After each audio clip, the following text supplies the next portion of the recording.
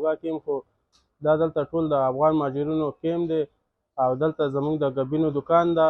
زموږ د دکان نوم دی رئیس خان هني ټریډر. دلته تقریبا موږ د 40 کالو نه آباد یو او زموږ د کیم دلته لکه د 80-80% د خلکو د مشو د ګبینو کاروبار ده.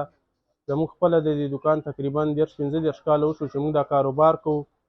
او بل دلته زموږ سره دا ګبینان چې کم دي دا پلوسه ده، بیره ده، بیکړ ده، سپیرکۍ ده، شوتله ده، داسې د نرو مچو ګبینان دي.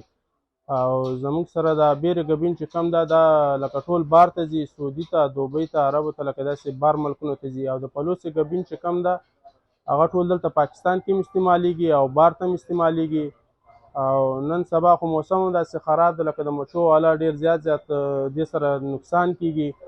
هغو ډېرې خرچې پې کړي دي او دې سره زموږ دا د سیزن ورځې دي. د بیکړ کم سیزن چې و هغه خو د بارانونو ختم کړو او اوس بیا د پلوسې ګبینانو کم سیزن چې ده هغه ګل شوی ده. الله دې خیر وکړي. هغه هم اوس په نقصان کې ده. او لکه د بیرې ګبین چې کم ده هغه نن سبا ښه ګبین ده 60-70 هزار روپو پورې میلاویږي. ښه ګبین هغه خو ټول ځي بار ته، عربو ته، دلته هم استعمالیږي پاکستان کې او بار ته ډېر ځي.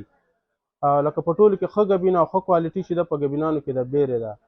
او د پلوسې ګبین چې ده هغه نن سبا 15-15-16 هزار چلیږي خو هېڅ ریټونه یې نه دي. لکه په دې باندې چې سړی حساب وکړي د بوتل خرچه، د مچو والا کومه خرچه چې شوله که نه، لکه دا ډېره زیاته ارزانه ریټونه یې ډېر ارزانه دي. او داسې بیکړ د